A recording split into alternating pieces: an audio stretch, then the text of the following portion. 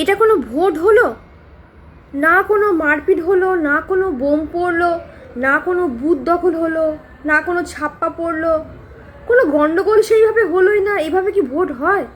দিদিমণি তো সেভাবে ভোটের ফিলিংসটাই পেলো না। আমরা কিন্তু ছোটোবেলা থেকে এইভাবে ভোট দেখতে অভ্যস্ত নই, কিন্তু এভাবে সত্যিই কিন্তু ভোট হয় না।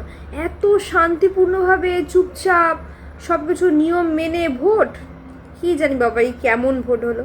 তো যাই হোক, ভোট তো হওয়ার যা হওয়ার হয়েই গেছে। সবার নিজের মতামত প্রকাশ করেই দিয়েছে, তার ফল তো পাওয়া যাবে 4 তারিখ। এই যে এত দিন ধরে এত মানুষের তর্ক বিতর্ক, প্রচার অপপ্রচার, কারো পক্ষে বলা কারো বিপক্ষে বলা, যা কিছু সব কিছুর কিন্তু অবসান। আর চেষ্টা করলেও কিচ্ছু পরিবর্তন করা যাবে না।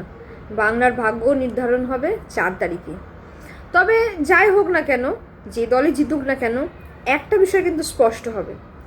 আগামী 4 তারিখ শুধুমাত্র আমরা এটা জানতে পারবো না যে বাংলার ভাগ্য কী, আমরা এটাও জানতে পারবো যে এই যে অভয়াকাণ্ডে এত এত মানুষ, শত শত মানুষ, হাজার হাজার মানুষ, লক্ষ লক্ষ মানুষ মোমবাতি নিয়ে রাস্তায় বেরিয়েছিল, এত মানুষের এত প্রতিবাদ, সবাই কি সত্যিই সমব্যাথী ছিল?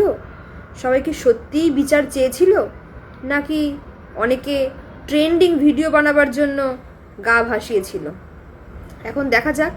এটা শুধুমাত্র বাংলার কোনো দলের লড়াই নয়, এটা বাইরের সারা ভারতবর্ষের কাছে প্রমাণ হয়ে যাবে যে বাংলার মানুষের কতটা মুখ আর কতটা মুখোশ, এটা সবার কাছে প্রমাণ হয়ে যাবে।